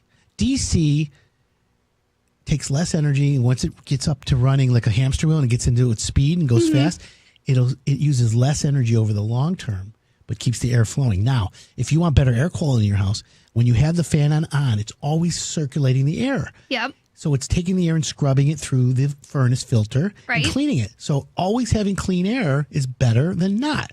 When you turn the fan on, your furnace stops and starts every time the thermostat sends a signal to the furnace that says, up. You had it set at 68 and it's 67. We got to heat the house back to 68. So it sends a click it. If you left the furnace filter fan on, that air that's circulating the house will run through there longer, and the temperature stays more consistent longer as well. That makes sense. Yeah. So my advice to Greg and Westland and everyone listening, keep the furnace fan on, not auto. And if you have more questions about that, you can always email us, adam@hireitdone.com, or text us, 248-539-9797. Sarah, people have been sitting home. We talked about you're on your couch. Mm-hmm. I've stared at a million things in my house that I want to rip out. Yeah. What do you think the most popular home improvement is going to be for 2021? I still am going to go with, I think the most popular one is going to be creating extra room for the home office or for the homeschooling. Okay, great idea. And that's what happens. Entrepreneurial spirit gets triggered when these types of situations happen. Zoom calls. I made a million Zoom calls. I'm like, yeah, we should do backdrops. Now they have virtual backdrops, but I don't like the line around my head and then you can, it's like a green screen. Yeah. I want to print out backdrops for people. We could do the library backdrop. We could do the surfer mountains. You can do a whole bunch of them, like UFO space. Like when I immediately got Zoom, I downloaded all the Star Wars. Oh my gosh. Wow, because I'm like a nerd. So here's the funny thing about a Zoom call. I was over at a friend's house and he had to do Zoom calls for his job. And I noticed a sign hanging down from the door jamb that says, make sure you have pants on. Because evidently the spouse didn't have pants on and walked into the Zoom call without pants on. I have heard some amazing, crazy, great Zoom stories. Oh, yeah. There's some really good ones. The guy from CNN got there. thrown out, as you know. Yeah. So, anyways, yeah. So we should do some of that. But anyways, what do you think, like home improvement, like contractors? If you're listening, text us 248-539-9797. I want to hear what contractors think the most popular home improvement project of 2021 is going to be. I think it's going to also come down to the bathroom because you want to create a spa-like oasis since you are at home so much, and the backyard. A lot of people aren't traveling or going up north, and you want to create a space where you can entertain and hang out that you want to be. Okay. Well, that's cool. I like that idea. I'm thinking most popular project for 2021 is going to be bigger projects, like a master bath remodel, a kitchen remodel, family room. Yeah, big ones, additions. People are like, you know what? They're not building new houses like they used to. And, premiums. And by the way, it's a seller's market, right? So if you're going to sell your house, you got to really, really, really get it up and running. So it makes sense as far as I'm concerned. So finding a contractor, Sarah, is not going to be easy this year. No. And if you're thinking of getting a graduation party in May, June, July, and you want to do the deck or the backyard, if you haven't called the contractor yet, you don't call them like this weekend or this week, you're not going to get it done, right? No. Don't you agree? Yes, I mean, I had that with the house that I was redoing. You know, one of the Victorians that I have could not get contractors there at all, no matter whether it was for the roof, for the drywall. Very frustrating. Got it. What do you think roofing is going to do this year? Do you think it's going to be busy or not? Yeah, I really do. And I think that the roofers are already booked up for most of the spring from what I heard. Yeah, well, we have enough roofers hired and they'll get to you right away. And, you know, there are some contractors who are really busy and there are some who are like, hey, I can't get any business. So it's kind of like a weird thing. But like with Hire It Done, I'll give you an example. We now at hireitdone.com, we're about to launch the new website. We took away the lead system. And now with hireitdone.com, all you got to do is go to the Hire It Done page, pick your contractor, pick your project, let's say plumbing, and then the plumbing page for all the plumbing blogs, videos, how to get a plumber. Awesome. And then at the bottom, it says pick your contractor. And you click on it, and then it has all our contractors right there. I love it. Click to call, like Ron Alexander, Shelby McKenna. You just make your appointment right there. It's so easy. Well, it is, but at the same time, you know, I want my contractors not to be bothered by people. That was the reason why I didn't used to do that. But whatever. Times change, people change. And with the way we do things is we'll be all right. So 248-539-9797. If you have a question that Google can't answer, text us, Sarah and Adam, in studio, having a good old Saturday morning together. Yeah. If you're a contractor listening, we'll give you a shout out because it's Shout Out Saturday, of course. And we want to hear from you. That's how we're at. So, Sarah, I think that the cost of gutting a home and remodeling is going to go up as well. The pricing, cost of renovation is going up. Have you ever done a good gut remodel? Because a lot of people are like, I just got to, we can't buy a house. We're going to stay and we're going to improve. Right. So I was going to do a 3-story renovation on a Victorian, and the renovation went from $150,000 to close to $300,000, just because the price of material has gone up 60%. The cost of trades has gone up. Right. So yes, it's a big project. It's very expensive. Even the smaller projects, you know, you have to budget more right now for what you were anticipating on spending just due to the current situation. So what do you think costs are going to be? Let's use a typical project. Okay. Okay. Let's take a kitchen remodel. Kitchen remodel? Yeah. I'm going to go with 50. 50,000. Yeah. So you got expensive taste. Am I wrong? No, you're not. The kitchen guys are like, yeah, Sarah knows. Yeah, high fives to Sarah. Woo, woo. Boop, boop, boop. The problem is the average kitchen's about $26,000 Really? in the country. But that's small, big, little.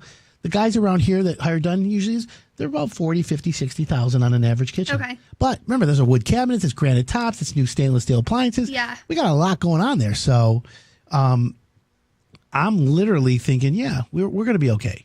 So the key, though, Sarah, and this is what I need to your help with, is, all right, you decide you want a kitchen. The key now is is Hire It Done. Mm-hmm. We want to teach the homeowners the questions to ask and how to find a kitchen guy that they will have what we call a hassle-free home improvement. And there's a little bit of art to that. You know that, right? Yeah. All right, well, we're going to take a quick break. Sarah, when we come back, we're going to talk about the questions you got to ask the kitchen contractor to make sure he's the real deal. I want to hear that. Right? And we can role play a little bit. Okay. Sarah and I role playing. Give it a break, folks.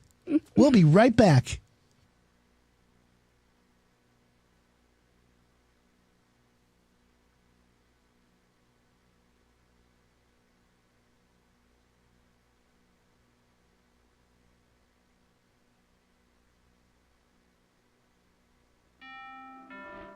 When it comes to buying a home, they say cash is king. But you're a queen, and that's just as powerful. You're armed with a verified approval from Rocket Mortgage. Sellers know your offer is good, so your bid has the strength to compete with cash offers. Now grab your crown and rule. That castle is yours. So when you need an edge in the bidding war, Rocket can.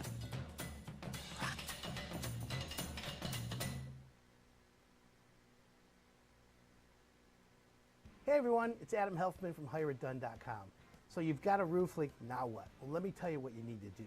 First thing you have to have is an idea of how old your roof is. A lot of people who've bought a house, the roof's been on there for years. You don't know. So the first thing is you need to identify how old your roof is. And that's going to play a part later on.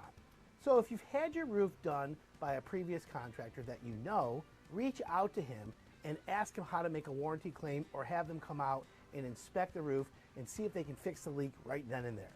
Now, a lot of people don't know about warranties. There's two types of warranties. There's the manufacturer warranty and the contractor's warranty. The best warranty, obviously, is from the contractor because that's the person who installed it. If you ever read the fine print on a warranty from a roofing manufacturer, you're going to get lost in a lot of legal mumbo jumbo. In fact, there are contractors out there who will tell you that the roofing warranty is not worth the paper it's written on.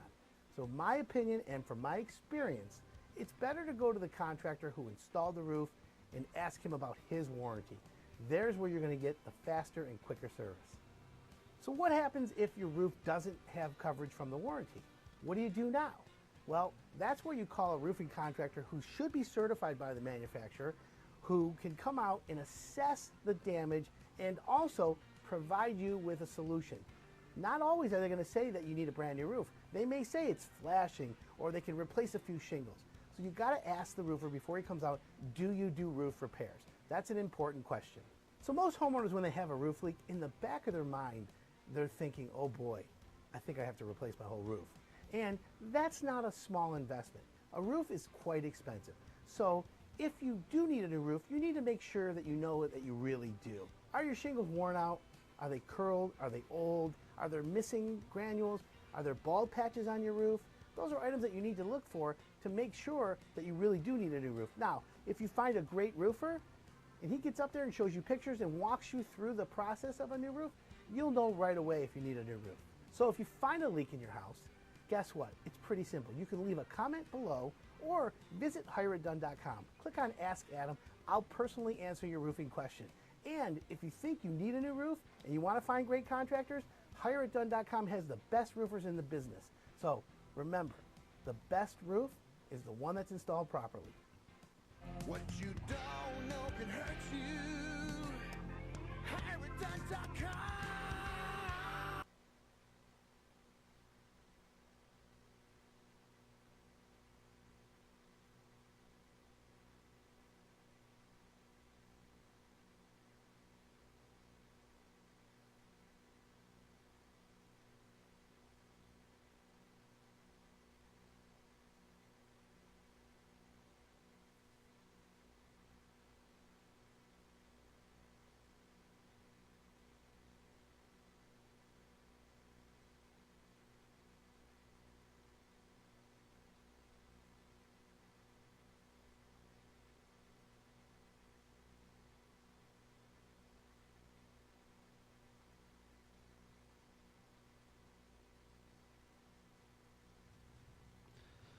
Welcome back. This is Hire It Done. My name's Adam Helfman.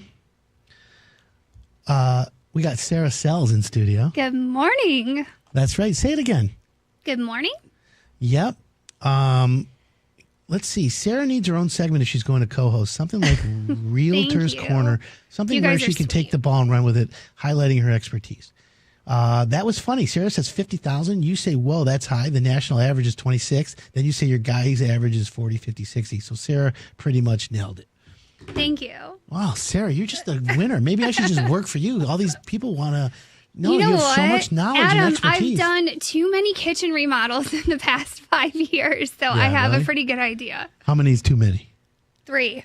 Really? Yeah. I did 3 last month. Well, yeah, but these are on my own personal home, so it's too many. Whatevs. Okay, so let's talk it through on a kitchen remodel. Yeah. Okay. What do you like in a kitchen? So, are we asking like color, aesthetics, or what? Listen, Just in general? you tell me, Sarah, what do you like in a kitchen? I'm going to let you interpret that question as whatever you want. Okay. Jeez, so, Pete. So my favorite dream kitchen would be kind of a traditional modern farmhouse. So Okay. I like clean lines. I like marble.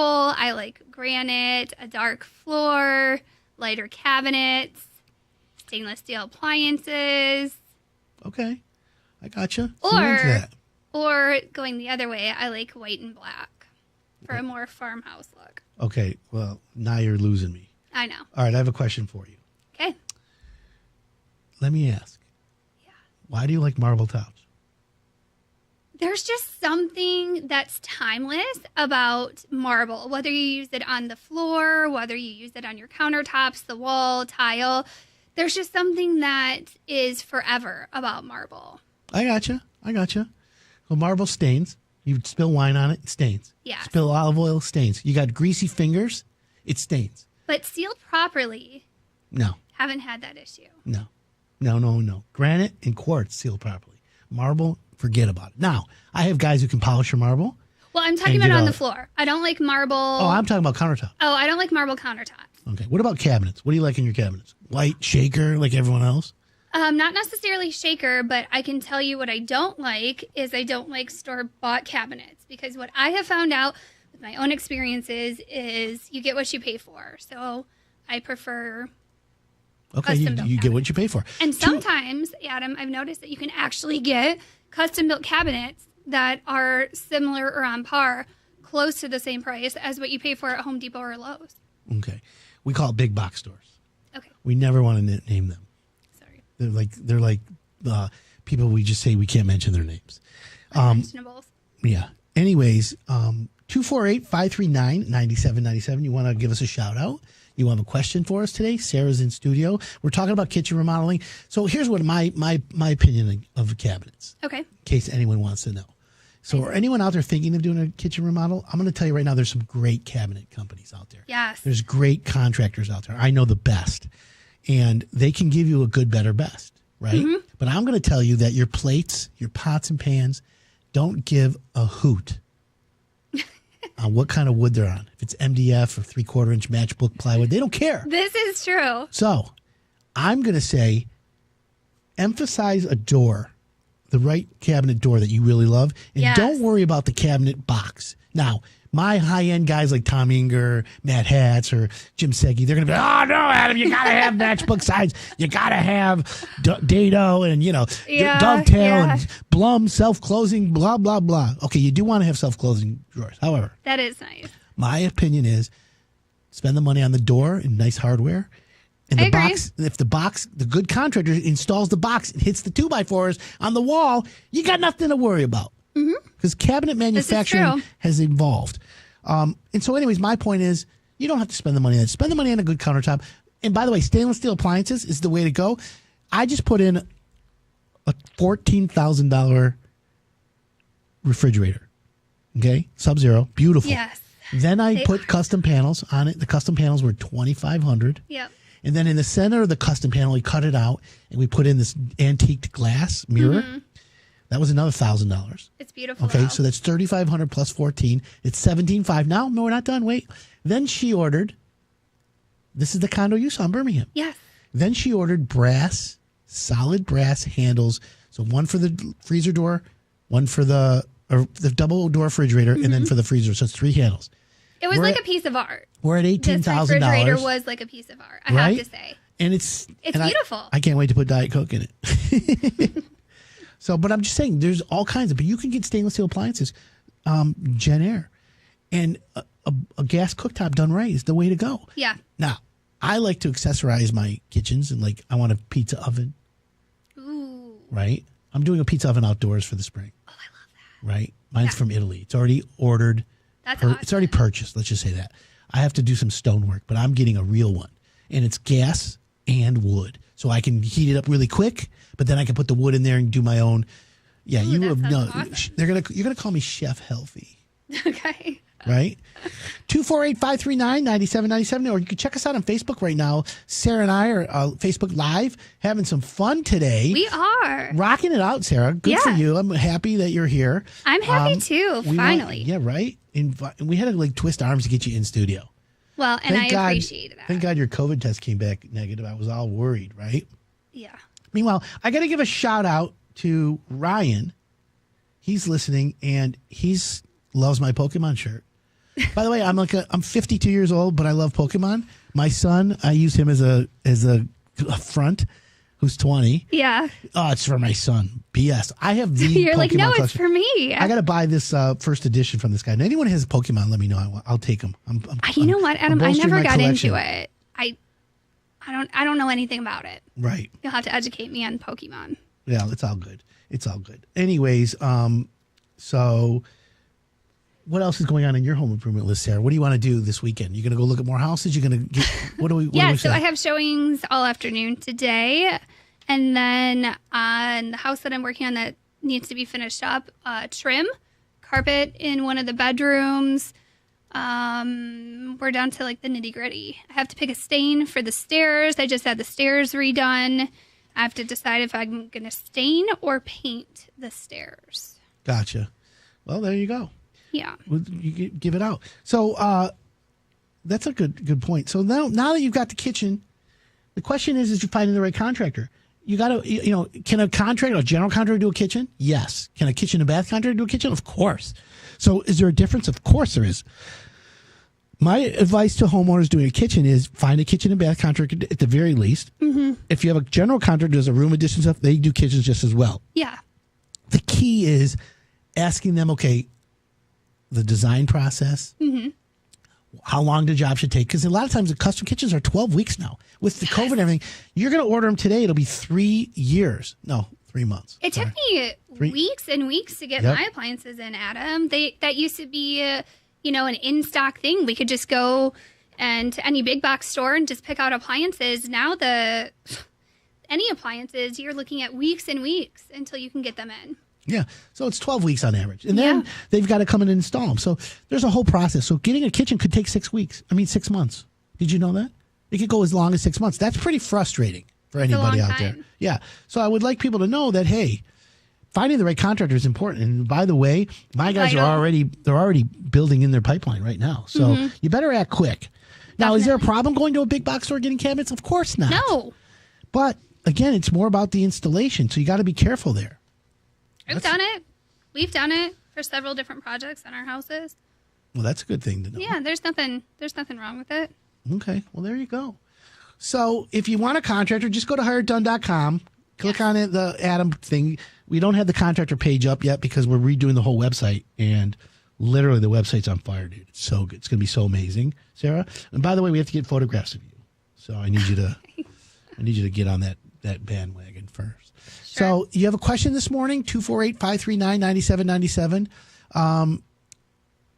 Here it is. Got a tree pushing my garage out of alignment. So you have someone who can repair the garage. Okay, so real quickly, fix the tree before you fix the garage, right? That's a big deal. Yeah, get rid of the tree. Yeah, but it's the roots and it's on the angle pushing it in. But I got a guy. Just go to hiredone.com. We have a great handyman. Go there. McAllister Fence. Those are my boys. I need to call them. Yeah, we're going to get them on Hired Done.